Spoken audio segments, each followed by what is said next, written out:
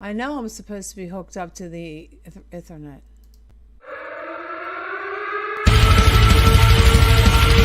Operators are standing by.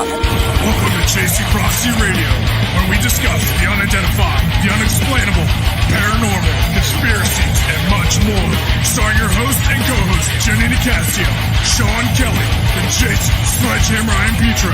Brought to you by UPRN Network. Now for your host, Jenny Nicasio.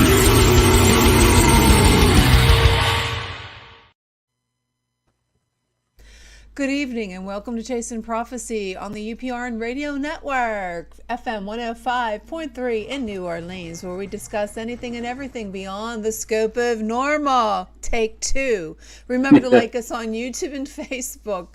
This is really a torture Tuesday, I'm telling you Yes, what. it is. Yes, it is. I'm Jenny Nicasio along with my co-host Sean Kelly, Jason Iapietra, who is out on the road, and our favorite guest host, John Ventry. Welcome.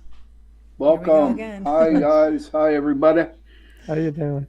Yeah, here we go again. So tonight we were going to be talking with Travis Walton, but I'm not sure I hope, I'm keeping my fingers crossed that he will be on.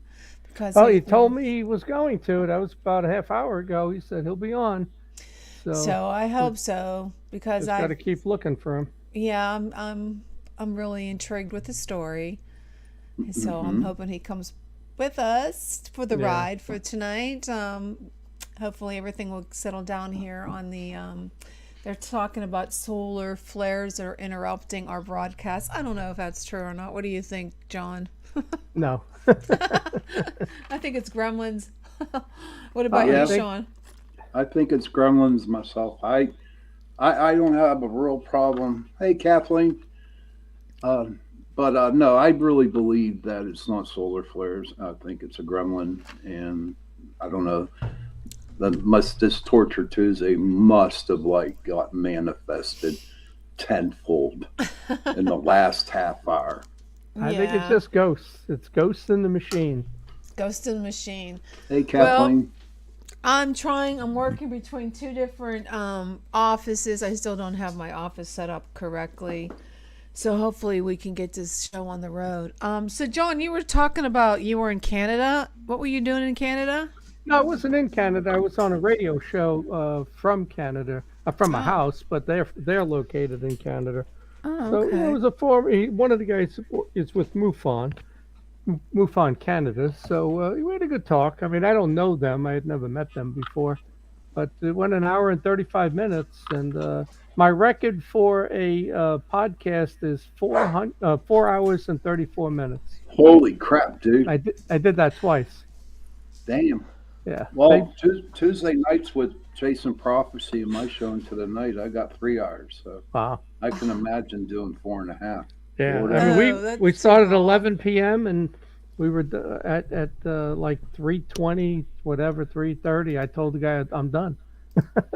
I could keep going, but I'm done. I'm going to bed. Yeah, I don't blame you. Well, they're on the West Coast. To them, it's midnight. To me, I want to go to bed.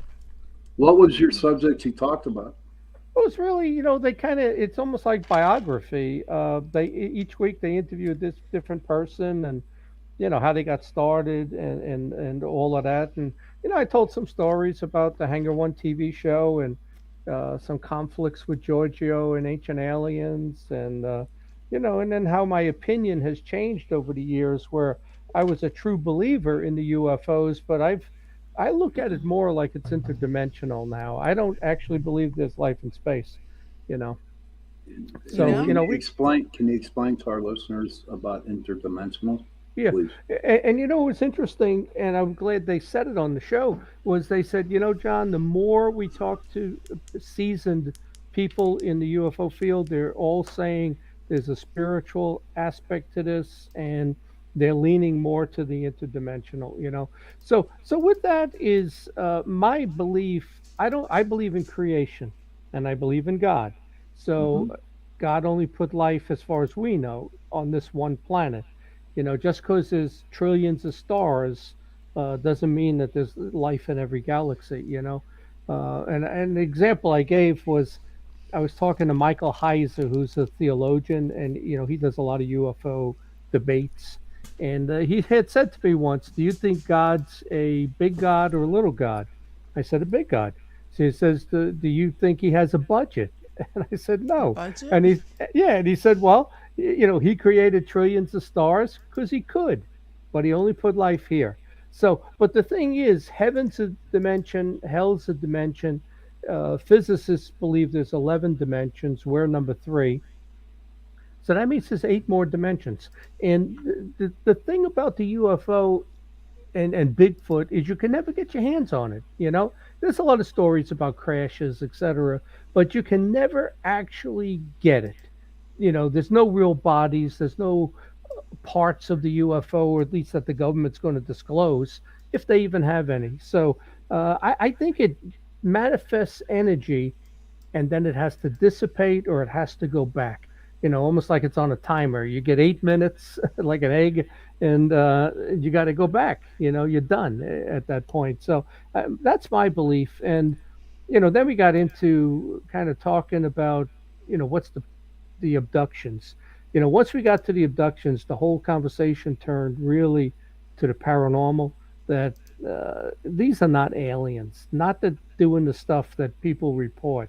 And I mentioned I did a analysis and I compared the markers of demonic infestation to alien abduction to near death experience.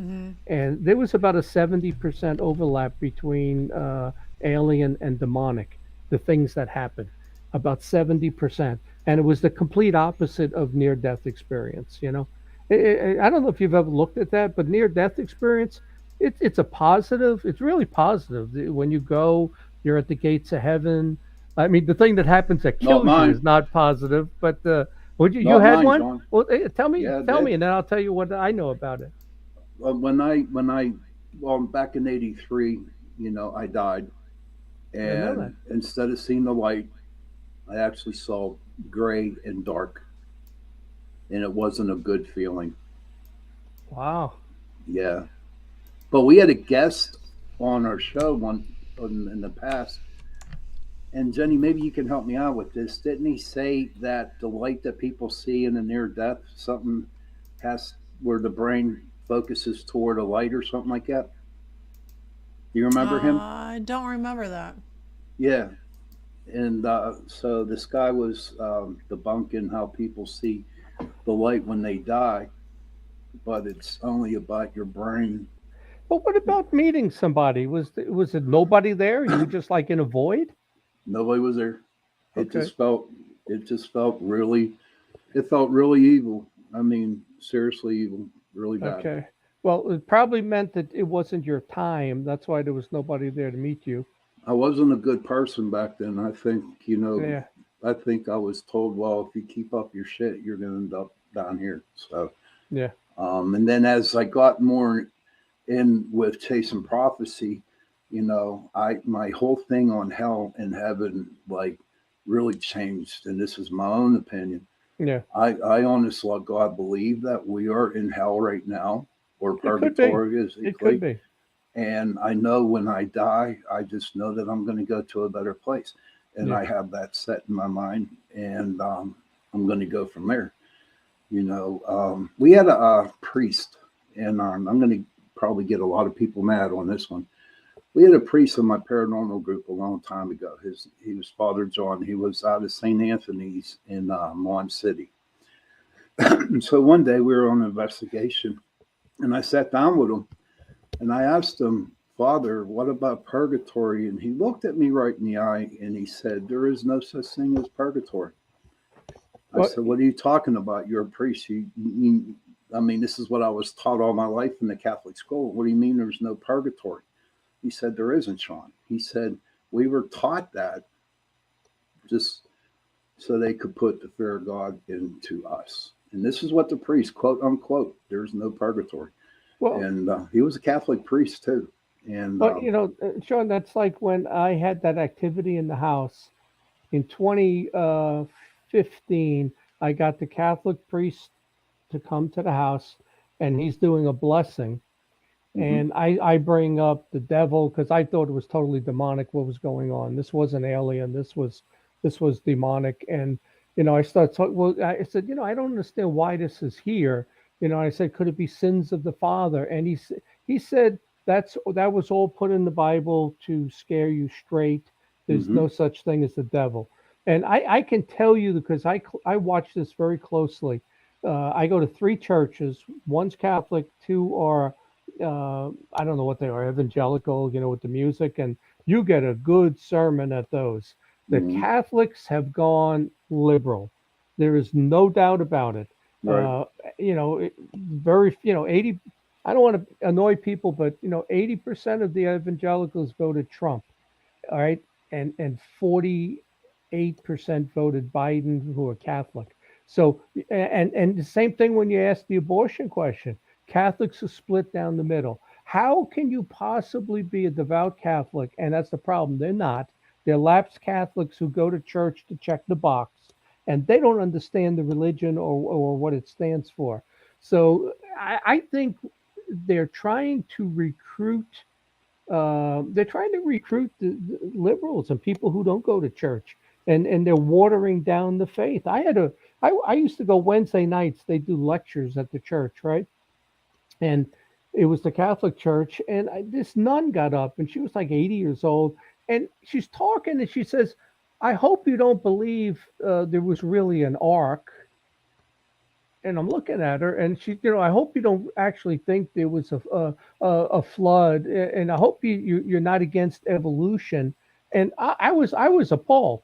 And afterwards, I went up to her and I said to her, "Are you actually telling me you don't believe in creation? You don't believe in the flood? You don't believe any of those stories?" She went to grab my arms like a 12-year-old and shake me, Oh wow. and she stopped. She went right for my arms and stopped, like I Mm-hmm. was some little kid that was going to get smacked around.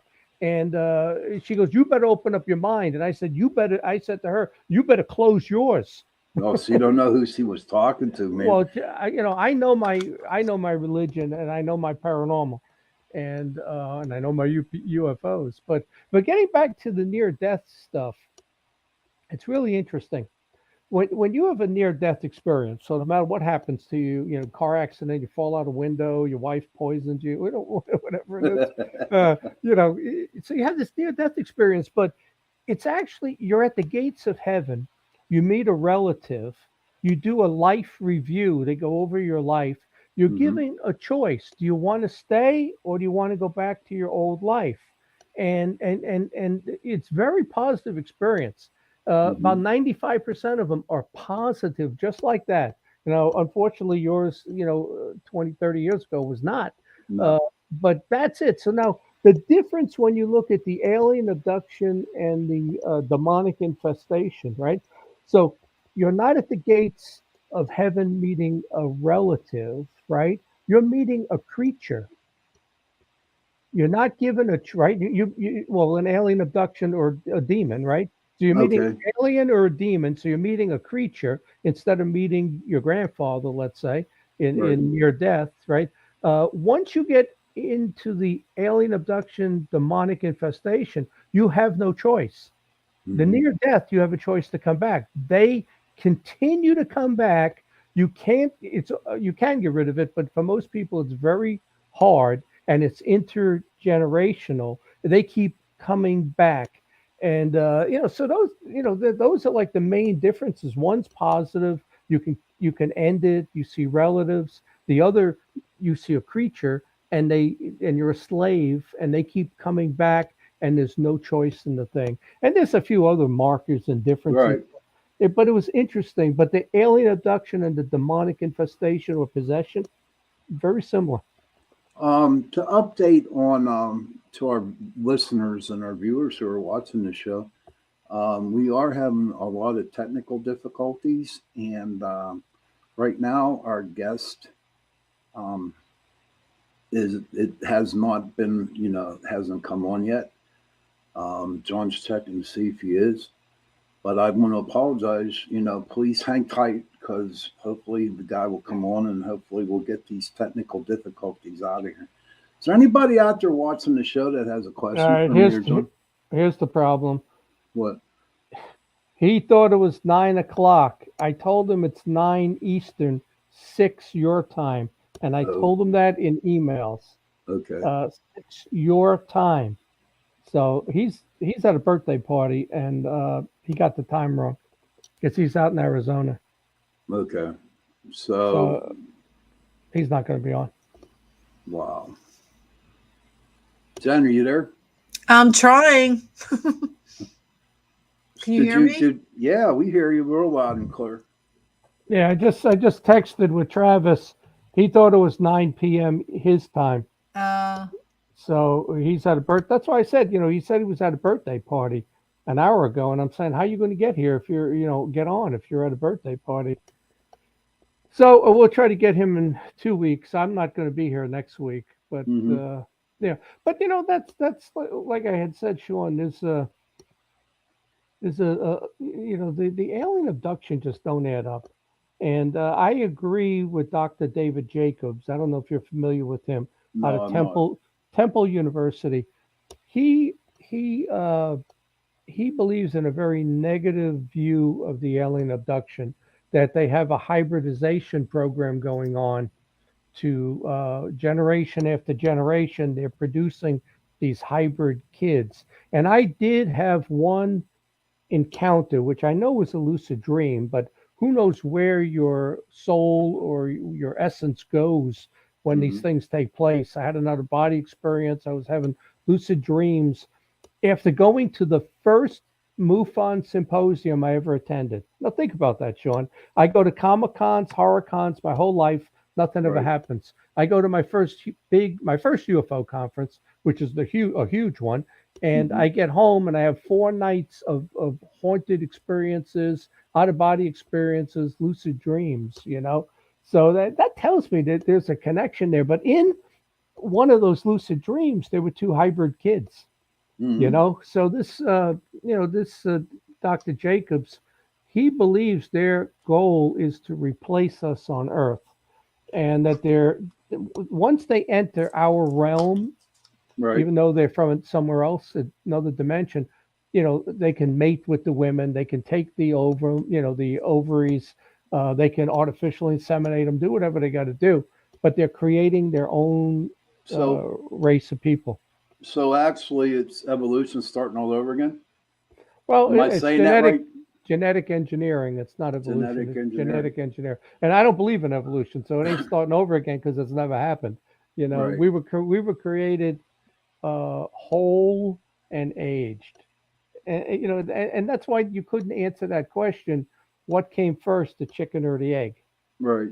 And the answer was simple: the chicken, because God created chickens, and then male and female, and they rooster and the chicken, they had eggs. That's the Right. only possible answer. It's the Right. only possible answer, and it's amazing to think back. And nobody brought the religious view in that God created Adam and Eve already 16, 18 years old, whatever they were, Right. and they were aged. And that's why the radiometric dating doesn't work, because the planet didn't start 6,000 years ago. God created it aged like it was millions of years old. So all the radiation, everything worked properly. Right. So But getting, why do you think and I'm not, why do you think that all this crap? So all he did when he created creation, whatever you want to call it, whatever you think about, talk about. I just don't understand. Is he allowing a demonic entity, we'll say Satan, running the show now with all this so-called AI and what you were just talking about? yeah, well, I think God allows Satan. There's something more to this where it's all I don't buy the fact that it almost seems like there's yin and yang, good and evil, and we may have a little bit of our understanding wrong about how powerful God is, that maybe he has to allow Mm-hmm. Satan. It's all to balance everything. I don't know, but others say that he uses Satan to do things, but there's a purpose behind it, like a learning lesson. Although Right. so many people die and get hurt and injured, I don't really understand that whole process. If it's, you know, if it's a learning, do we, women abort their kids, and that's a learning lesson for the kid that never got born? I don't know. Right. It's a lot of that doesn't add up. So yeah, let me just reply to Travis here. He's texting me, but yeah, and you can talk about whatever you want. Okay, I'm glad. But no, again, ladies and gentlemen, I'm sorry, but Travis will not be on tonight. Hopefully, he'll be here in 2 weeks. He's at West, and he didn't realize it that our show started at 9 Eastern, and so so you know what, everybody, crap happens. You know what I mean? I mean, all this technical difficulty we're having tonight, crap is happening. Yeah, So I believe, and this is how I feel, there's no such thing as coincidences. Everything happens for a reason. yeah, So what that reason is tonight, we don't know. You yeah. know? Well, yeah, he's at a birthday party and he got the times wrong, but whatever. We'll get him. I We'll mean, get him back in 2 weeks. So yeah, it's not a problem. I mean, he's the no. biggest name in the field, and it'd be cool to have him on. So What did you think of that movie, John? I liked Fire it. in the Sky? Yeah, Fire in the Sky. I really liked that movie. The interesting thing was, and I'll let him tell the story though, is it didn't happen that way. What they showed in the movie, very little of that actually happened.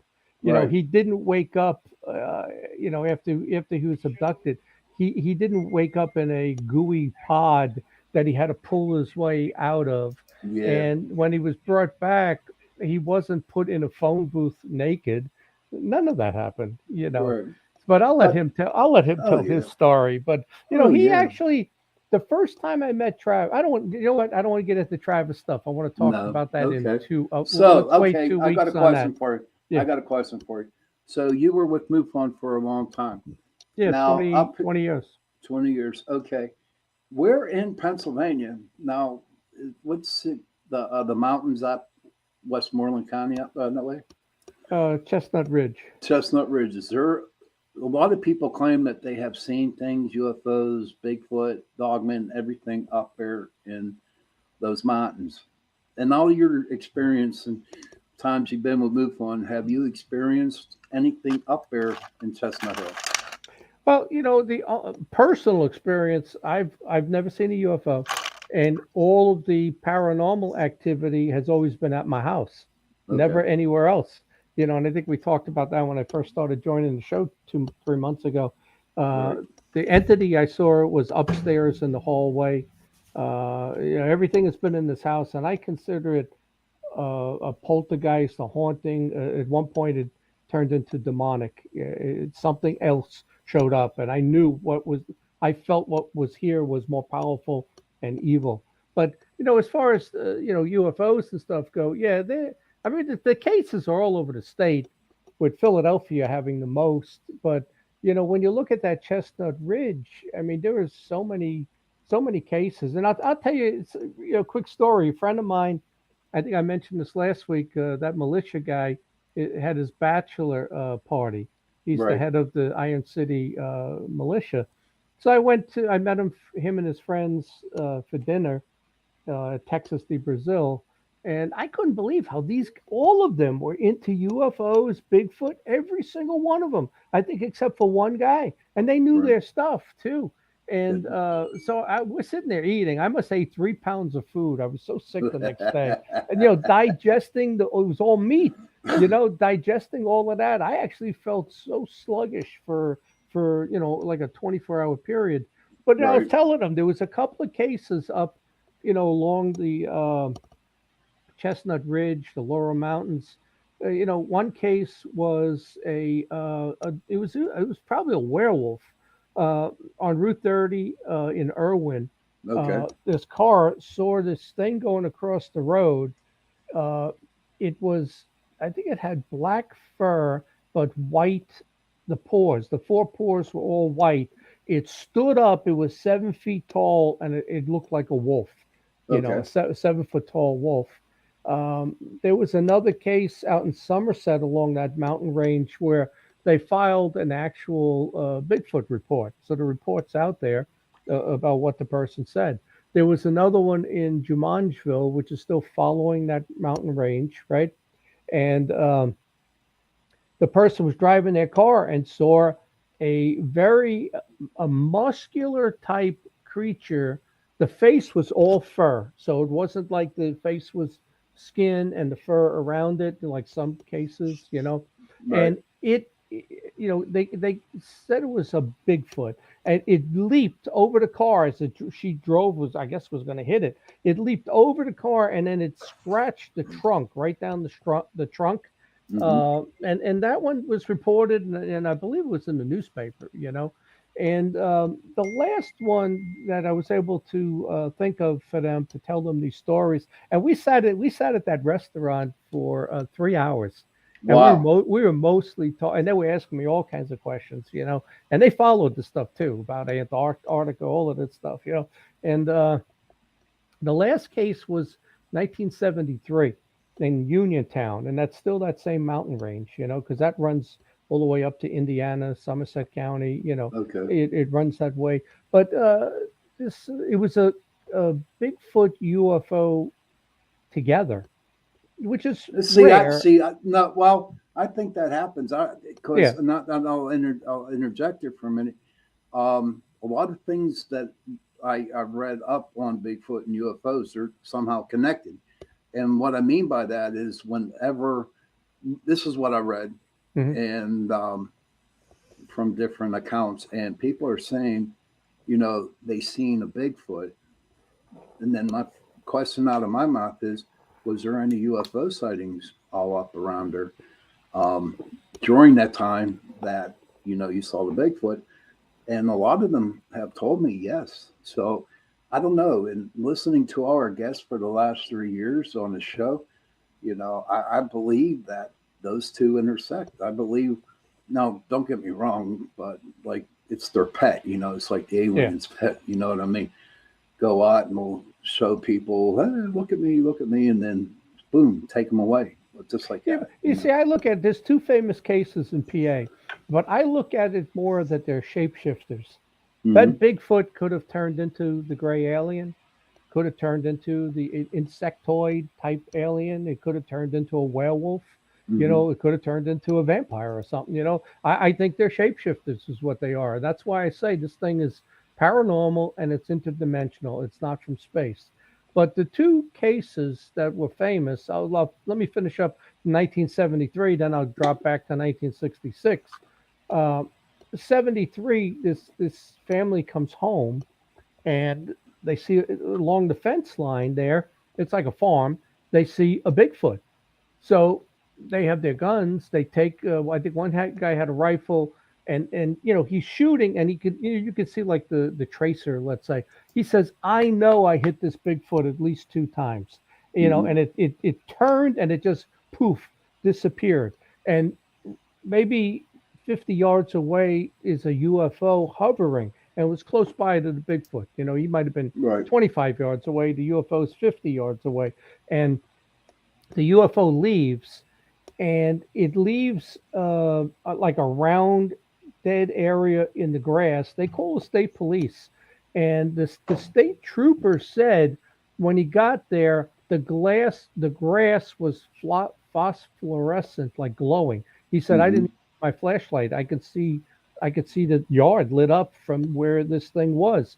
So Stan Gordon and his team shows up, and one of his investigators walks into the circle, and he collapses, and he starts howling like a wolf. Oh, he's howling, and they Really? said, yeah, they said they had to go into the circle, grab him, and pull him out. He was completely disoriented. So Huh. that was the 1973 case, and 73 was a year that there was all kinds of stuff happening. I think Hmm. it was August of 73 was the Pascagoula UFO case down in, I think it's Mississippi, Pascagoula. Yeah. And yeah, and that's where those guys were camping, the two guys, and they lit a fire, a big fire, like a barn fire, and they got in their canoe and they went out in the water and they saw a UFO and they started paddling back. The next thing they know, they're back on the shore. The fire's totally out, so it burnt out, and they lost hours and hours. And then they start having these memories of being abducted. And but the thing was, then it was this thing was the UFO was moving north up the Mississippi, and in Alabama there's a fairly famous case in the field where a sheriff saw this creature, and he looked like he was all covered in tin foil. It looked like he said the Michelin Man. That's what they refer to it. And as a matter of fact, you can. I have a little model. I have this little model of the Michelin Man, alien upstairs. And so he came out the next day. He took a picture. There's a picture. He took the picture and he showed everybody, and he said there was this UFO. Do you know that the townspeople burnt his house down and ran him out of town? The Wow. sheriff. The sheriff. They burnt his house down and ran him out of town. Because more than likely, if it was a small town, then I guess down south, like no, I know down the Appalachian, Yeah. There's still witchcraft and stuff like that goes on down there. And I guess They probably thought he was bringing some bad mojo in and stuff and cursing the town. But that was incredible. He's a sheriff, and they burned his house down and ran him out of town. But this is all part of that 1973 UFO wave, and it's going up the Mississippi. Then it comes across Pennsylvania. That's the case with the Bigfoot and the UFO in Uniontown. And the thing that's being said is that they are very blatant, grabbing people. Like the UFO would show up and just grabbing people and dragging them in to take samples, skin, blood samples, letting them go. Same thing with animals, dogs. People would see a UFO hovering, and they're taking soil samples, taking vegetables and stuff. It almost like they had 6 weeks to get in and get out, and that's how long it lasted, 6 weeks. And it went across the state into Philadelphia. There used to be a reporter over there, Jerry Jonas, for the Intelligenza, and he spoke at one of those early conferences I did in 2011, let's say 2010, and he told us, he pulled out the story he wrote at the time in '73 about these people at a drive-in theater there in it might have been Bucks County, and they saw the UFO there. I imagine that you're at a drive-in theater, you look up, there's a UFO passing by. And then there was a couple of witnesses, and I think a female that felt that she had been abducted, but all kinds of stories. And then it went up the East Coast, and it ended in New Hampshire. It was like 6 weeks up the Mississippi, across Pennsylvania, up to New Hampshire, and all kinds of stories. And it clearly seemed like a scientific expedition to get samples, human, animal, soil, vegetables, whatever, and get in and get out. So that was 1973. But there was another famous case in the state in '66. That was up in Presque Island. I know where that's at. Yeah. Yeah. So these people from Jamestown, New York, maybe that's 40 miles or so. They drove over. Tell you, I took my jet skis up there once with my girlfriend and my friend, and we got into Lake Erie and rode them. And I know for a fact it's 40 miles. Right. That Wow. was we had to we got to gas up. And then coming back, the wind was in our face, and the waves. They were like at least 3 feet beating us. It was like I was lucky to get back. But what happened was they're on the beach with their one of those big Chevys, big black vehicles, Impala or whatever it was, and they have a flat tire. So there's 5 of them. I think two of them said we're going to go for help, and they went down the beach, and they ran into a police officer, and he said, "I'll check on you later." And because I think he called maybe for a tow truck or something, but he said, "I'll come back later." And they hear screaming. The other people that were in the car, what they said happened was that this Bigfoot showed up, came out of the brush, and it was shaking the car, scratching the car, shaking it. They were hysterical, the three on the inside. The police officer starts running. He actually dropped his gun in the sand, couldn't Oh, find it, wow. so he kept running. And he gets there, and the Bigfoot's gone at that point. But the people were totally hysterical. And in 2016, up in Erie, we did a UFO conference, and we were able to put together about a dozen witnesses from that case who Right. saw it. I think we had one from those five people showed up from Jamestown. We had others that were just there on Lake Erie, and they saw it, hovering over the lake and all of that. But the thing is, the next day, uh, Project Blue Book showed up, and the state police were there, and there were footprints in the sand. I don't know how good a footprint in the sand could be, but they were pouring that gel stuff in it.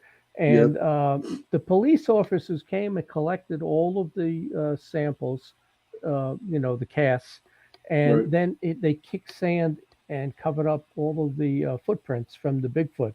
Well, But there's actually a picture I have, and I got this from somebody a few years ago. Matter of fact, it's in my book, UFOs Over Pennsylvania. And it shows there's fur on like a tree. So whatever, the Bigfoot kind of like pushed its way through an opening and left some fur right there. And there's the park police or state trooper, I don't know what he was, standing there pointing right at it. And there's even a picture I got, and these pictures are from '66, where he's pointing to there was a gooey substance in the footprints, which is why they were still there. hmm And so those were all, before the Air Force showed up and got rid of all of the evidence. So those were two of the more famous cases in PA. Before we go on, I want to remind our listeners and our viewers that our guest Travis Walton will not be on tonight, and we are having technical difficulties. And so me and John are just talking UFOs or whatever we want to talk about. Yeah.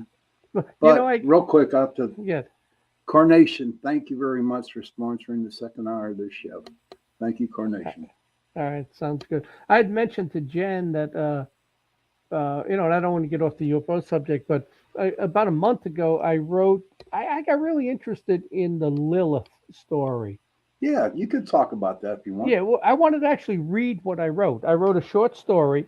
I mean, it won't take long to read it, but if you're familiar at all with the Lilith story, people, it's Jewish folklore. It's not in the Bible, the Torah, anything. It's just Jewish folklore, and supposedly she was Adam's first wife.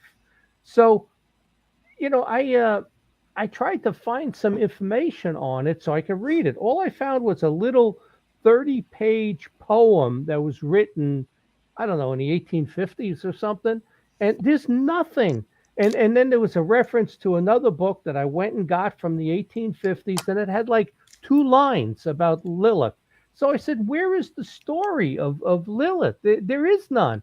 But yet you watch Supernatural, you watch all these vampire werewolf shows, and Lilith, Yeah. Lilith, she's the mother of all of these things and Adam's first wife.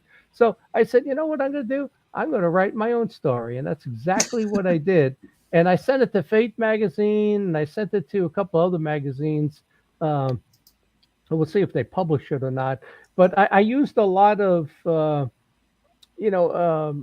like an allegory where I'm mimicking the like almost like the women's lib movement and abortion and a lot of things, because technically Lilith was the first feminist, as the way they describe her. But I'll read the story, and that's how I based it. But there's a lot of symbolism in the story, if it doesn't offend people. But so this is my story of Lilith. So there's very little of written about her as Adam's first wife, right?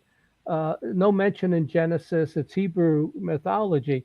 So she's considered to be the mother of the first Nephilim. The Nephilim was the mating of fallen angels and women, and she's also known as the stealer of children's breath. So, like, what's that, crib death, when kids Yeah. pass away? That, in a lot of mythology they blamed Lilith for that. And mothers would tell kids if they're bad, don't, if you do that again, Lilith is going to come for you and take your life and stuff like that.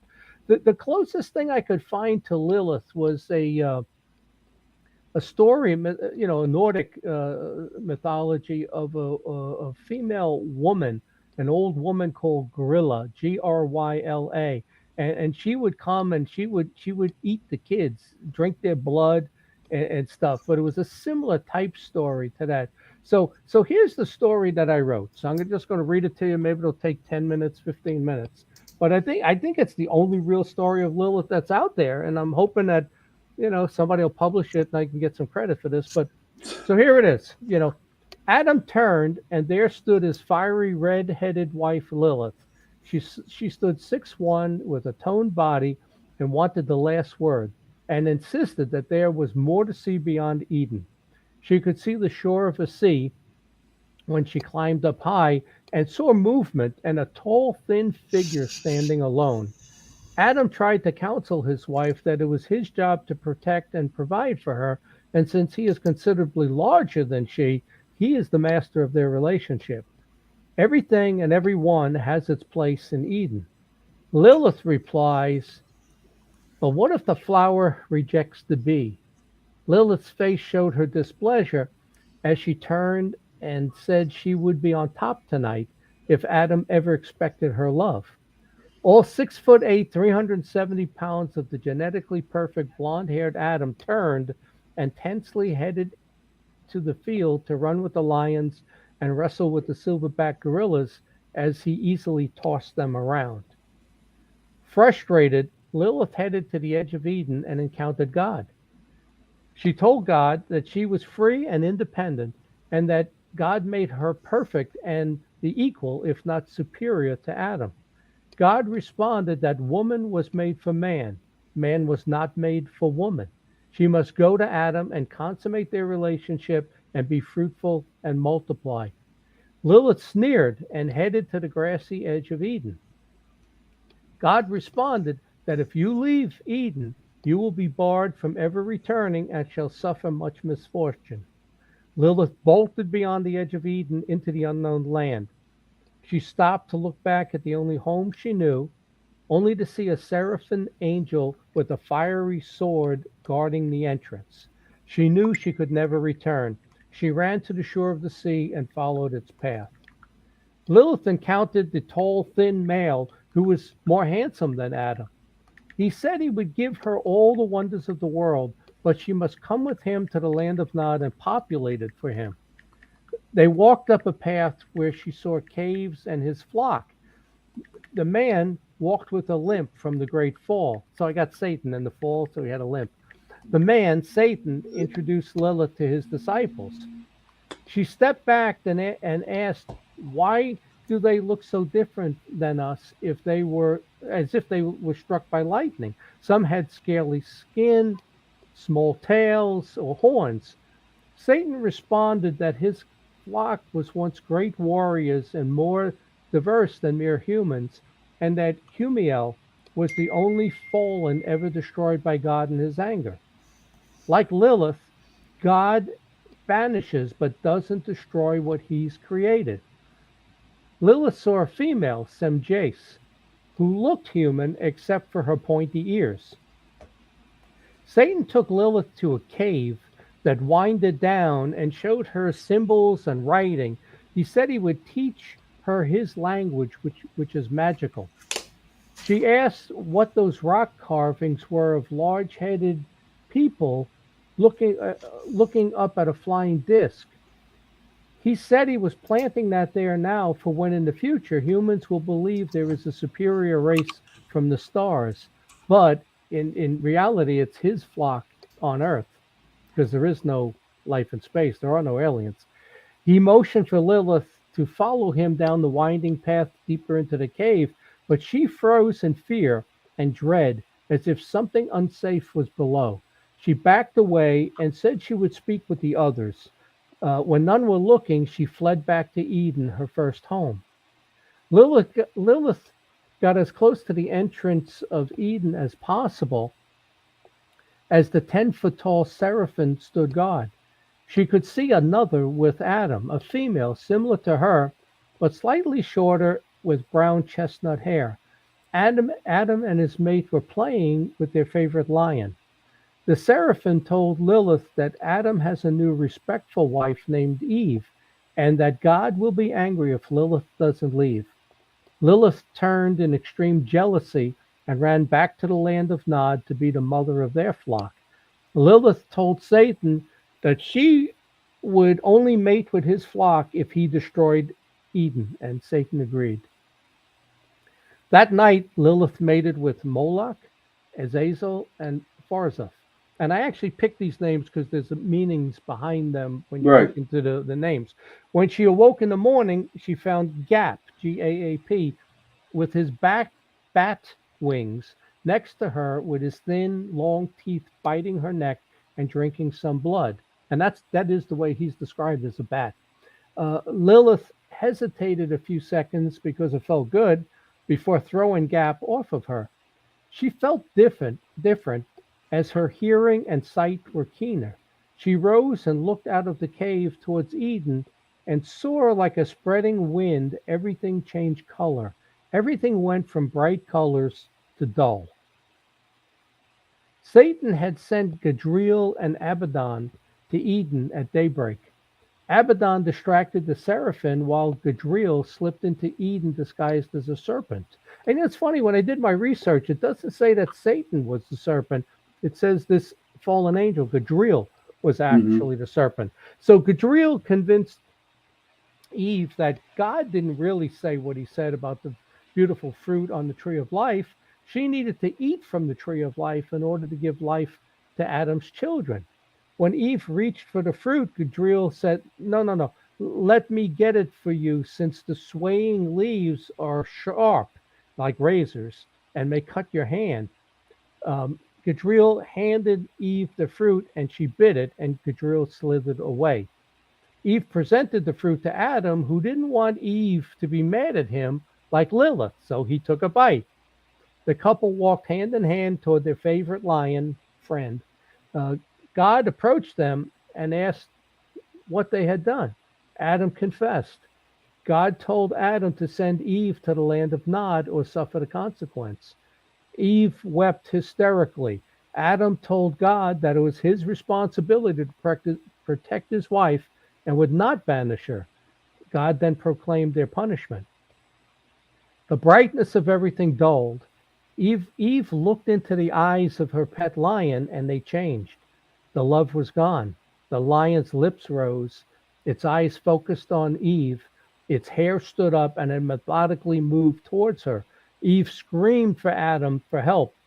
God slayed the lion, and they wore its fur for clothing, but were told never to eat meat or drink blood. It's interesting. Back then they were vegans. It wasn't until after Noah that they were allowed to eat meat. I don't know if you know that or not, but months later, Moloch tells Lilith that her baby is not right and must be aborted and sacrificed to Satan. Lilith complies, and she drinks the blood of the infant, and the two burn it in a ritual. Lilith is taught spells and magic. She becomes the mother of the Turok Han, or the vampire children. Most of her children look human, just like she used to, but some are like Satan's flock. And if you think about the Nephilim, some were giants, some were cyclops, some were, all different things, all creatures, right? The Red Sea is the home of the demons. Lilith, Eve, Semjace, and their children bear many children since they lived 900 years, and each generation actually lived a lesser lifespan, which is the way it is when you look at the people from the Old Testament. They went from 1,000 years to all the way down to 120 years, right? All of Eve's children were twins, male and female. So there was always two, and they used to actually marry brother and sister. Only the children of Eve's have souls and can enter heaven in the afterlife. Satan tells Lilith that she must cause the first son of Adam to kill his brother. Lilith responds that she would rather kill Eve and end their kind. Satan says that is forbidden, but they need Cain to join them and reproduce with their children for diversity and greater numbers. Lilith casts spells and complies. Lilith tells Satan she enjoyed watching Cain kill Abel, but prefers killing human infants by stealing their breath and drinking their blood. Satan smiles and says, our greatest strength will be their disbelief in our existence. So my question is, who lost more, Adam or Lilith in paradise? And I say Lilith. What do you think? Wow, that's not bad. I like that. I'm really proud of that. Hey, you know what? That's something to really think about. But if you go around and you talk to my Wiccan friends, okay, oh, they love Lilith. Yeah. I mean, seriously. I mean, that's their goddess almost. Okay. Well, if you see an event, I'll come and I'll do a reading for them and I'll read that. How long did that take? I wasn't keeping track. 10 minutes? Oh God, Yeah. like an hour.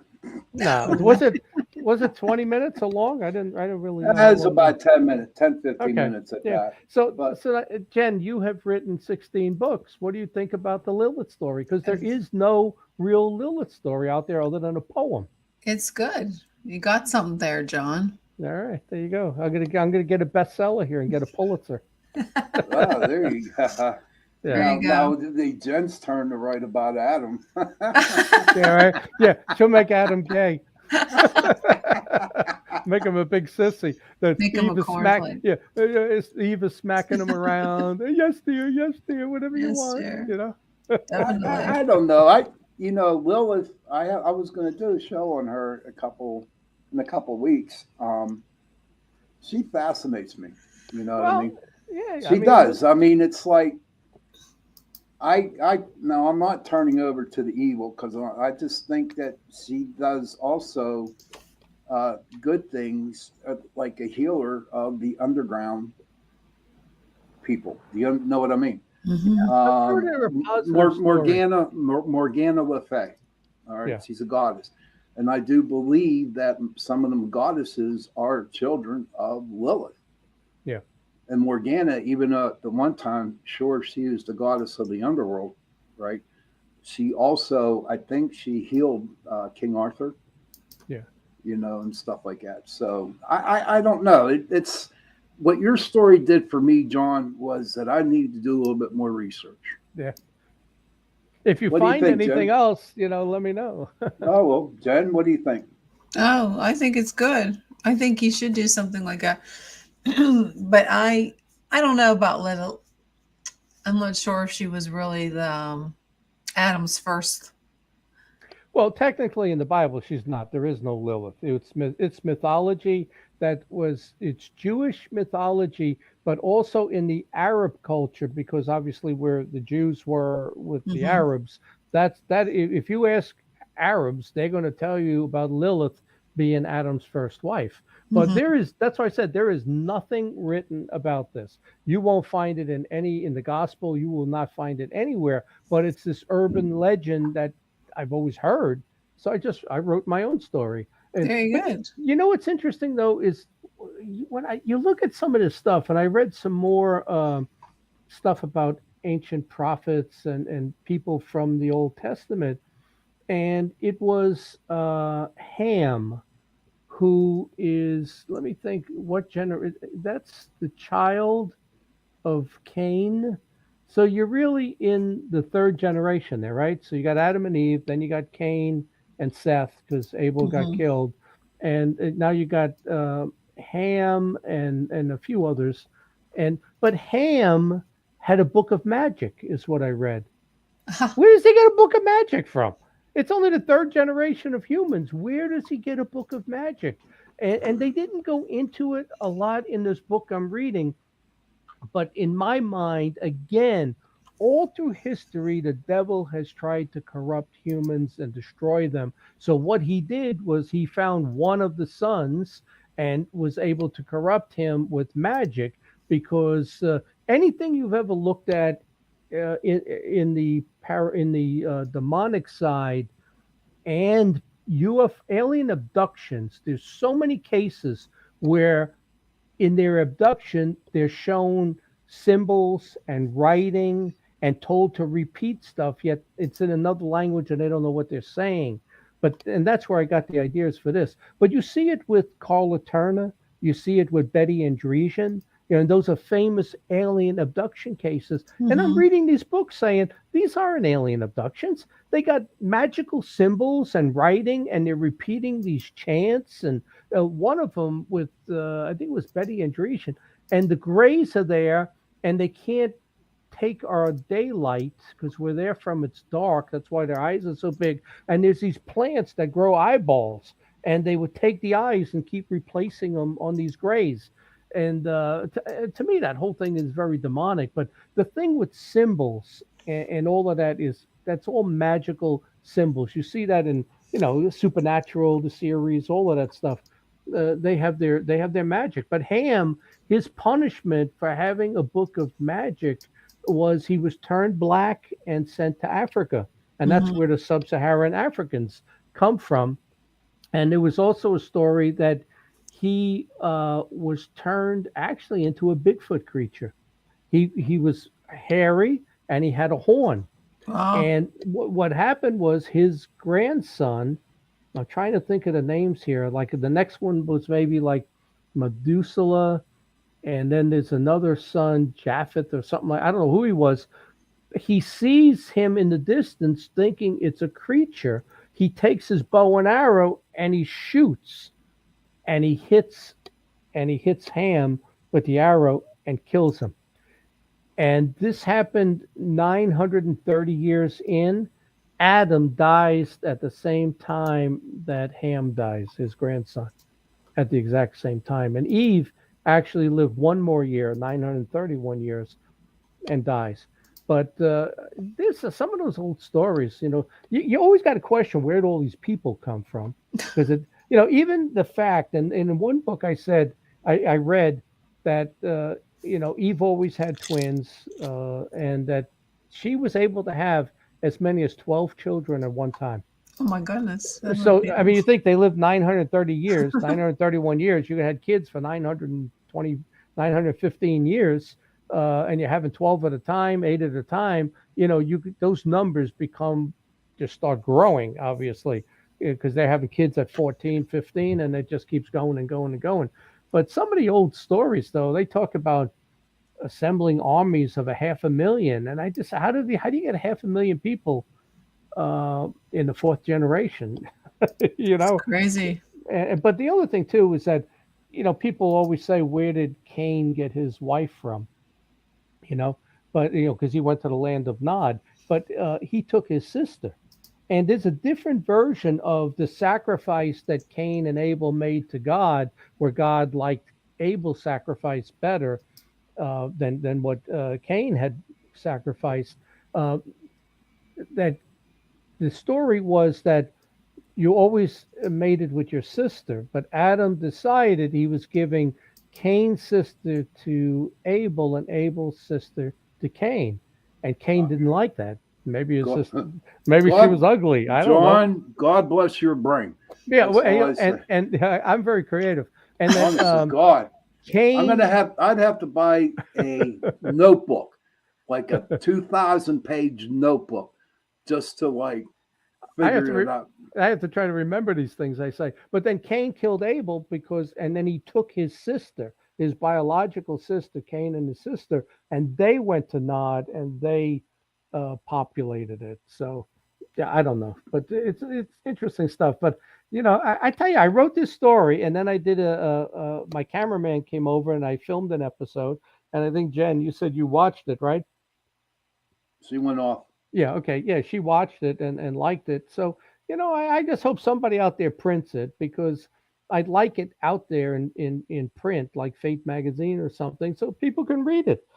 And Hmm. then somewhere down the road, people will Google it and say, "Oh, look, here's another story of Lilith," and like the ending, like who lost more? Lilith lost more than Adam, Hmm. with the fall and everything that him and Eve went through. But Lilith, she lost her humanity. She became the mother of evil and demons and the Nephilim, the first Nephilim.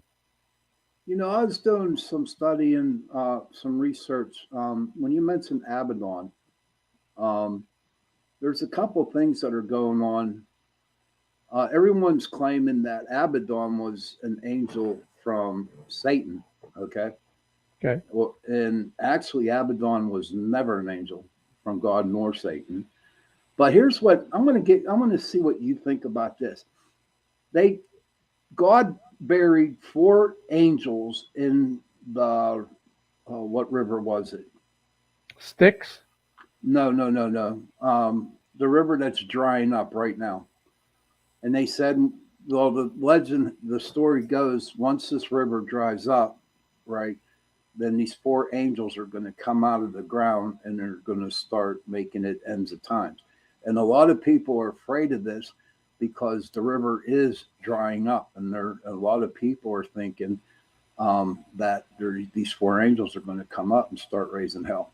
You know what But I mean? that's not the four horsemen of the apocalypse, No, right? no, no, no. Yeah, It's because they totally were different. named and different. Yeah. Right, but no, I'm trying to think of the damn river that's drying I, up I I over. tell you, Sean, that it can't be Lake Mead because you're not referring to the U.S. You got to be referring to the Middle East, right? Right, exactly, Yeah, exactly. yeah, But but then again, look at like me with all that water losing.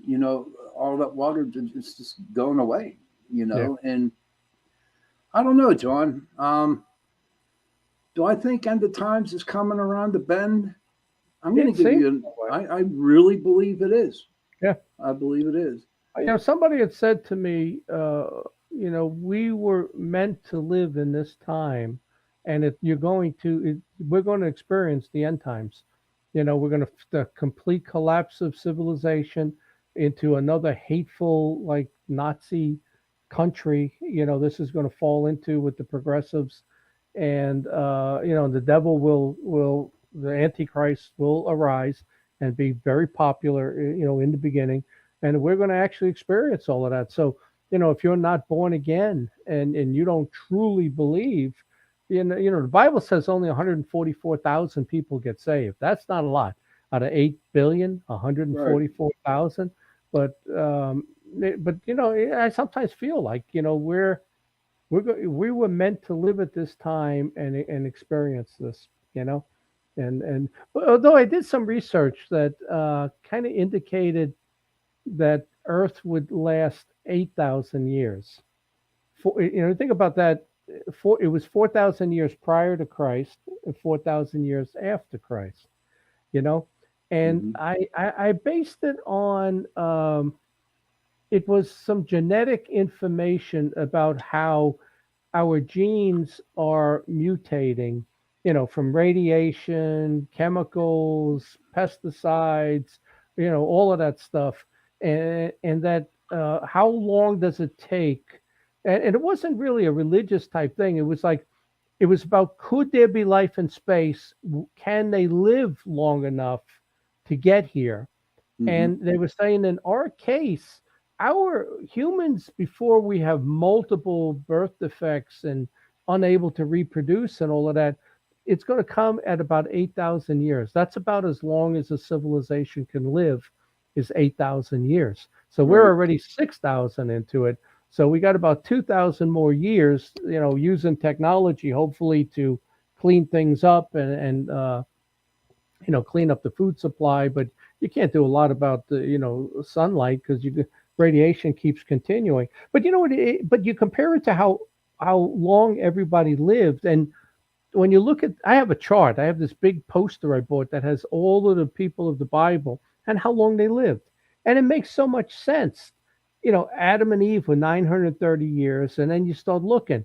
Noah was 600, and Methuselah was 580, 400, 300, 200, and the interbreeding, which in the first, you know, 8 generations, 6 generations is not a problem genetically, but then it becomes a problem, right? Hmm. And that's why after Noah, or no, maybe it was Moses, they said you can no longer marry your sister or your first cousin because of genetic problems. And then the age you live dropped to about 120 as max, if you can get that far, 120. Most people only live a half or two-thirds of that lifetime. Very few get to that age. But when you look at the genetic stuff, it made a lot of sense that the ages they lived decreased, and you couldn't interbreed like that. You had to at least find a third or a fourth cousin and that type of stuff.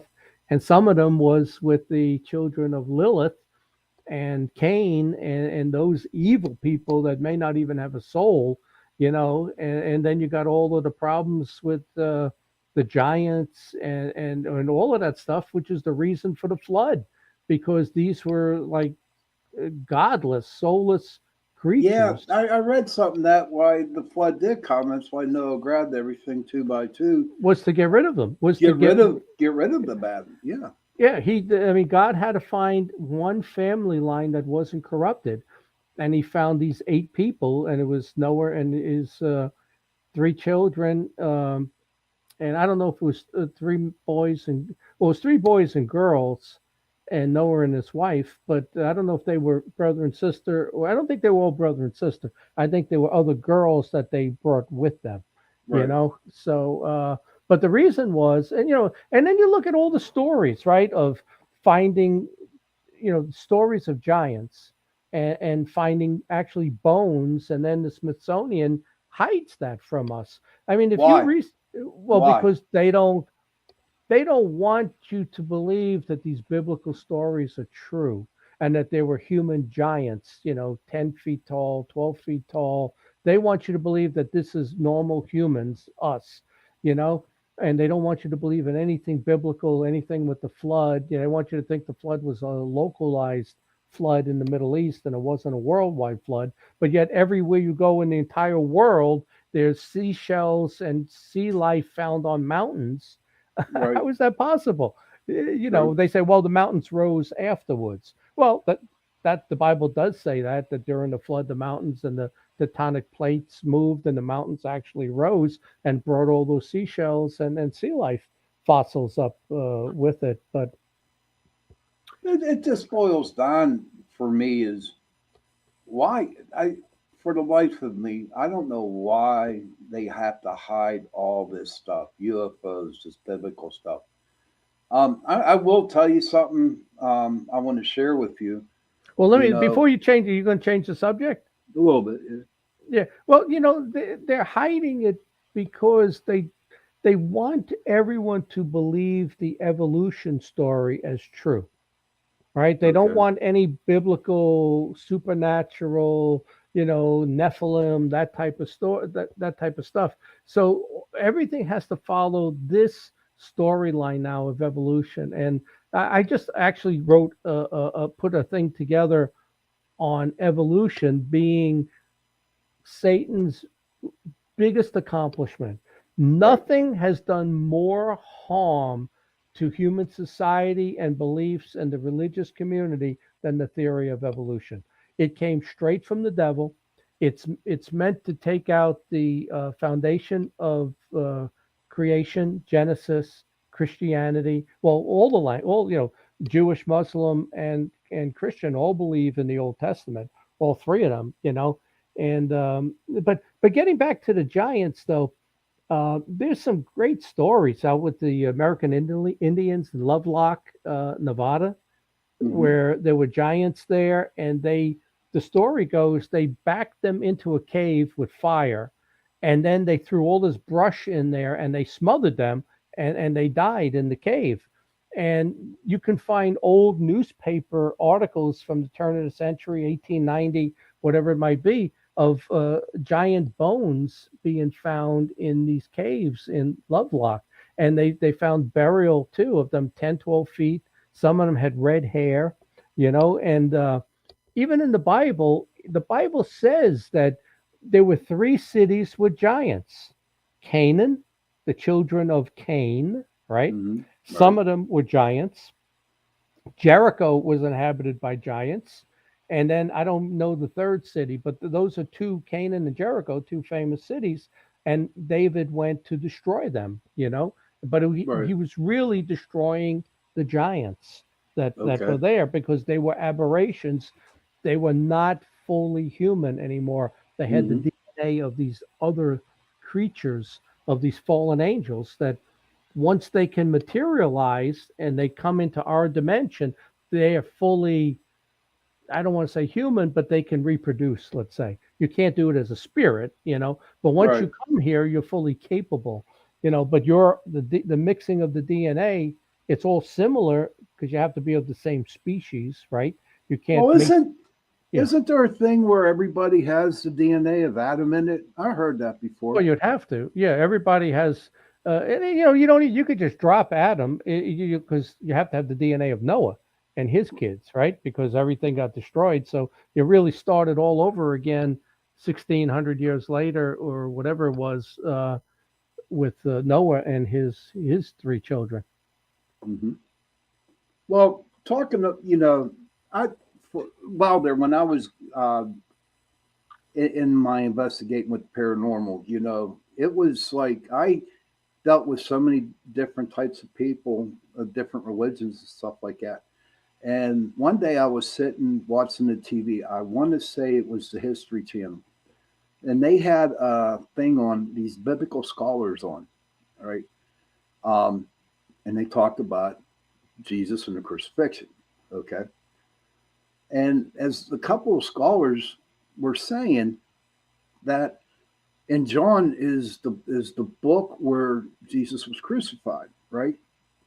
But here's what gets them, and it really struck a nerve, but it made me think. Um, John was written 96 years after Christ died, right? Yeah. And 96 years. I see, to me, I have a problem with, and they were also claiming that the reason why they're blaming Judas on that one is because wasn't it the Jews that crucified him, right? Yeah. Yeah. Okay, and at that time they were called Judeans. So if you take Judas and you take Judean, they kind of match, and that's how Judas got the raw end of the deal on that one. Yeah. I But want to know your thoughts on that. Sean, I look at everything now differently than most people. And Mm-hmm. I view it like everybody would say, what would Jesus do? I don't view it that way because I have a good understanding of what's right and wrong. I view things as what would Satan do? What has he done? What would he do how did he influence that situation? And that's why I say when I look at stuff, who is behind this stuff? The theory of evolution to me is the greatest destructive thing that Satan could have done. He put Mm-hmm. those thoughts into Darwin, and there's a whole line of other people that Darwin stole ideas from. But it was, he corrupted Adam and Eve, right? He gave the third generation Ham, he gave him a book of magic. He comes up with evolution. Everything, what's the purpose behind it? These things are all geared towards destroying one's belief in God and creation. All of it Mm-hmm. is. The public schools now, the stuff they're teaching. When I ran for governor, I campaigned 8 months. I said, we are going to allow the school tax money to go to whatever school you want. If you want your kids to go to a synagogue school, a Catholic school, a private school, whatever you pay, $800 in school taxes will go there because there are a lot of people right now don't want their children in public schools. Public schools are there to teach you evolution and that God's not real. That's their purpose. And that all changed 100 years ago in 1925 with the Scopes monkey trial, where they decided that basically that evolution was true and that creation wasn't. And but boy, I look at stuff and I say, well, who's behind that? What's the even the agenda right now in the country with the far left and progressives. I mean, it is to destroy this country. That's their agenda, And when the America falls, the whole world falls. Europe will not be able to stand up to Russia and China. When it falls, it's all going to fall, and we're going to go back into the dark ages for hundreds of years. But who wants that? Who wants that? The devil wants that. And I believe he's totally a real entity. That is not made up. Okay. So, but didn't in the Bible or whatever, God said, all right, Satan, you can do whatever you want to do. But at the end of times, I finally conquered you, something like that. Yeah. When it happens, it's a strange story, and sometimes it's so hard to understand it. That you're going to have the Antichrist and Satan and all of this stuff, and then Jesus is going to come back, and then all the people that ever died will rise again. Their bodies will come new, and the whole earth will change. The earth will not be the earth that you see right now. It's going to be Eden across the entire planet. Maybe all the fruit and trees and everything are more vibrant and bigger and clean and pure. But you get a whole new earth. You get everybody in a new body. Maybe it's your body at 20 years old or something. I don't know. But and then we have 1,000. I don't want this body at 65. I want my body at 20. But but then you live 1,000. There's 1,000 years, and maybe we live that whole 1,000 years of where peace and no wars, and you're living in Eden. But then for some reason, Satan has to be let out again. He has to be let out of the lake of fire, and another battle. And then but here's the thing: when I wrote the Lilith thing, God does not destroy what He created. He's only destroyed one fallen angel, the one that I mentioned in the story. Right. That is the only one that I can find that He actually destroyed. But He did not destroy Satan. He punished him. And He uses him to test us. But there's so much to the story that, boy, why did He have to make it so complicated? Satan's a bad guy. Just get rid of him. Just get rid of him. I mean, God would have the power to do that. Or does He not? Is He not allowed to? Maybe you need the balance that if He destroyed Satan, it would throw the whole makeup of the universe off. Let me throw this at you. You have to have an equal and opposite reaction. Let me throw this at you, right? Instead of God destroying Satan, sure, Lucifer was kicked out of heaven, right? Mm-hmm. But I did a show on this, and I believe that God sent Lucifer down there to keep an eye on Satan, okay? And so Satan don't overly do it, okay? But that's what I think. And I read somewhere it says that at the end of the world, when the world ends, because at the Trinity right now, you have God on one, you have God, and then you have Jesus, and then they claim that Saint Michael is going to come back and sit on the left-hand side of God at the end of times. Yeah, I mean that's what you read, But it becomes, I don't know, it becomes so complicated, Even the whole thing with the resurrection and there's a storyline to it, and it does match up with the Old Testament, But it's so complicated the way it's got to go through all of these steps. Right. Where God could, in my head, I would just say, okay, you're gone. I cleaned up the environment. I took all the ill feelings out of people, and now you just get along. Can't we just get along? You know what's going to happen? Here's what's going to happen. We're going to be dead, and me, you, Jen, and Jay are going to sit on a rock, and we're going to eat popcorn, okay? And watch it. Just watch it go. Whatever's going to happen, you know what I mean? Yeah. I know for a fact I probably won't be around, nor will you be around when that happens. But well, unless it happens in our lifetime, and I would not be surprised if that is what happens. I wrote a novel, Apophis 2029. There is a real asteroid out there that passes every 7 years called Apophis, Apophis. They originally said it was less than a half mile. Now they're saying it's 3/4 of a mile.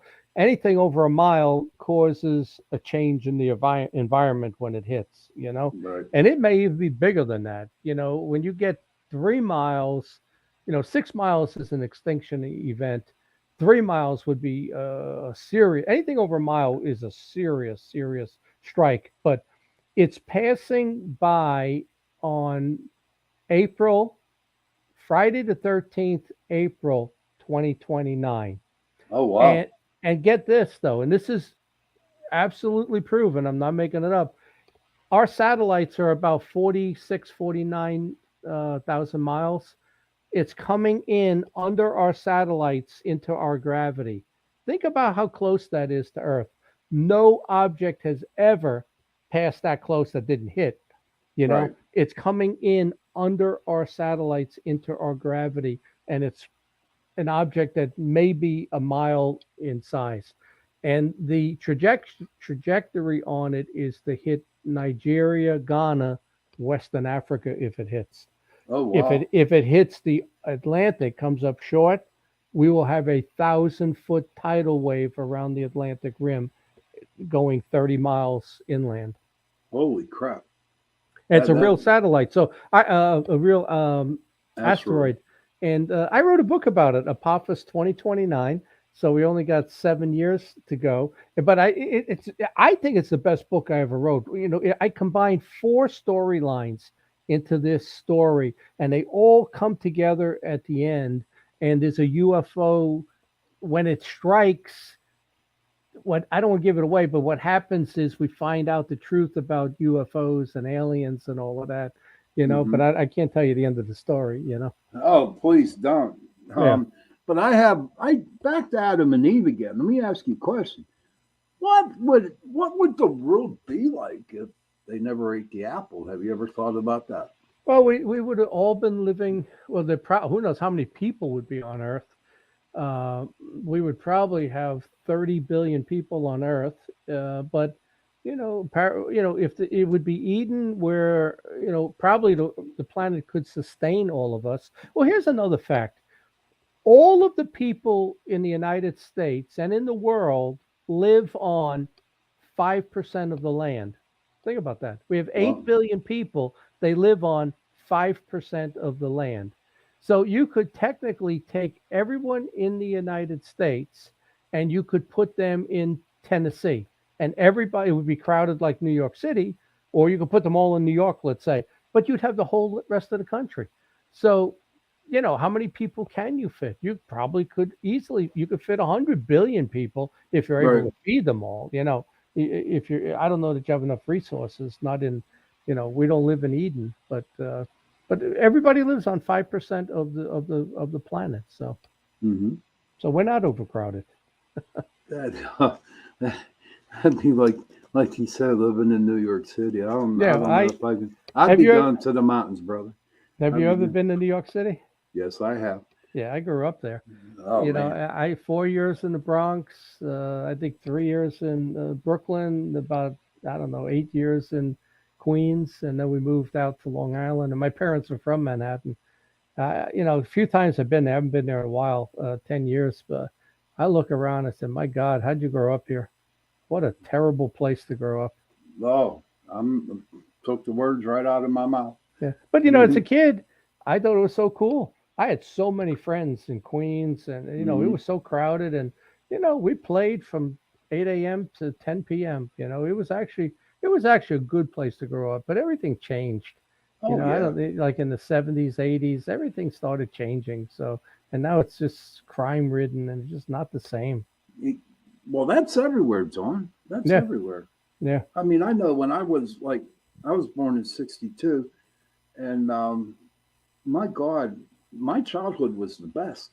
yeah, It really was. And now you see kids, 14, 15-year-olds, pulling guns on each other and shooting each other. yeah. I don't know what's wrong with I people. don't, I just see, to me, it's just falling apart. You know what I mean? And Well, like I said, up until 100 years ago, the Scopes monkey trial, our education system in this country was tied directly to the Ten Commandments. When you went to school, there was a Bible there, and you said prayers, and you acknowledged God, and you said your Pledge of Allegiance, and everything in our school system up until 1925 centered around the Ten Commandments and the rules you should live by. Right. And I can't believe that today they don't say the Pledge of Allegiance in school. No. That's what I'm told. When did that happen? We don't say the Pledge of Allegiance. I mean, that's incredible. I mean, you can't pray in school. Yeah. Like we prayed every. My God, I prayed 8 years in Catholic school. Yeah. You know what I mean? Well, we would in Queens every Wednesday was catechism. At lunchtime or there was a certain break, and I left PS 121. I walked 2 blocks to St. Teresa's, and I went to Catholic catechism, whatever. That was all part of the plan. Like that was part of school day in right. 5th grade or the 4th grade, whatever the heck it was. But but again, you look back, who does this benefit? And it's the work of the devil. We were better off when we kept things closer to the Ten Commandments. And it don't even have to be religious. Right. I mean, it just makes sense. Thou shalt not kill, thou shalt not lie. Follow those 10 golden rules and everybody be happier. Everything would be much better than it is right now. And you don't have to apply a particular religion to it, Right. I don't know. We got a couple minutes left here, buddy. Yeah. So all these books that you wrote, if people want to know how they can get a hold of you, get a hold of your books, do you have anything coming up that you'd like to share with everybody? Yeah. Well, my books, go to johnventry.com or if that doesn't work, johnventry.blogspot.com. The blogspot's supposed to transfer to the .com. And that's my website. Right in the middle, it says free lectures. So I have, like we do this, I have 100, and I'm going to have 106 of them up. I have 2 more we're going to do. I have 104 hour, 45-minute lectures up. But it says there's a link there to my books on Amazon and Barnes and Noble. But I'm running out of things to write about. I just did a couple of episodes. They were about an hour long. I did one on the demonic possession of Hitler. We could talk about that one of these times. The actual demonic possession of Hitler. I did the Lilith story. I read some books on Ray Palmer, the founder of Amazing Stories and Fate magazine. So I did a video on that, and it's really cool. If you follow that type of pulp fiction and comic books and stuff from the old days. And I did one other, but I got 2 more we're going to do. One is with James Krug, the guy we had on last month. The government sent us the FOIA request from the Tic Tac video and all of that they're talking about, those drones or whatever they are. But they sent this file, 490 pages, and I'm going through it. It's talking about, anti-gravity, reverse engineering. I don't know what this has to do with the video, but they gave us a treasure trove of high-level scientific stuff. And I know Krug will go through it. So we're going to do an episode on that, and then I'm going to do an episode on evolution, and it'll be a religious show.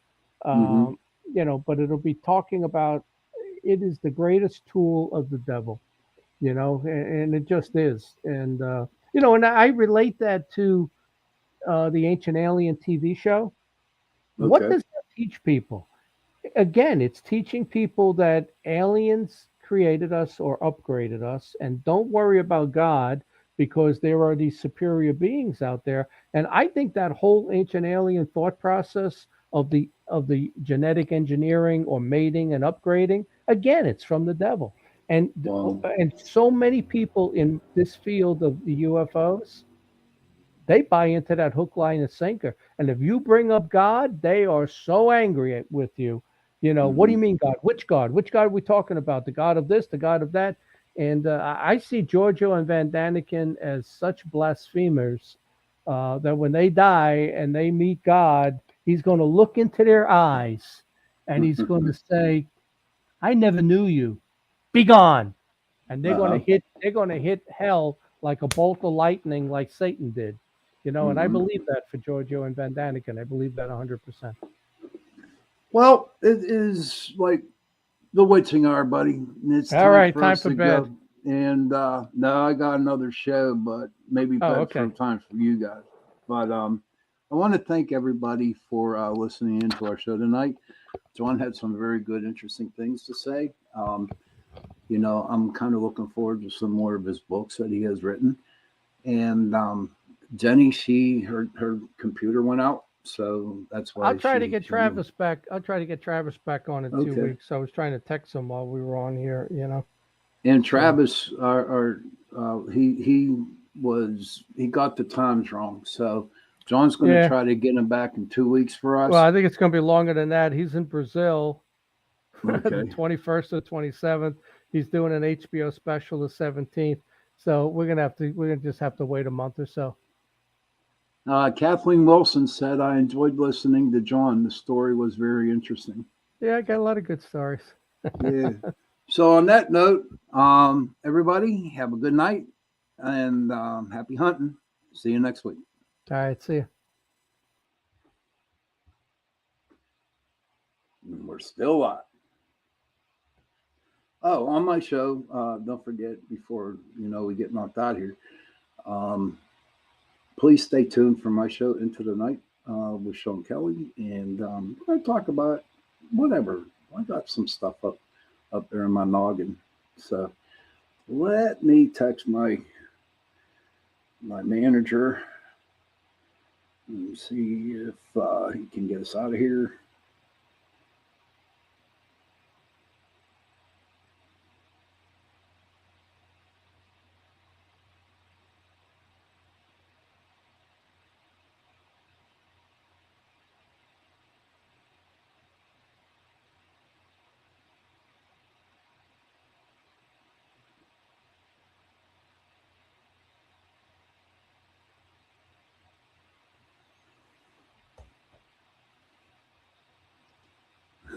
Thanks, Ryan. Thanks. Yeah, we're going to get there. Just have to get a hold of my producer so he can get us out of here. So, Kathleen, Ryan, what did you think of the show? Anybody else think that want to come up with some thoughts or whatever? I'll tell you what, this has been a really bad Tuesday. I mean, talking about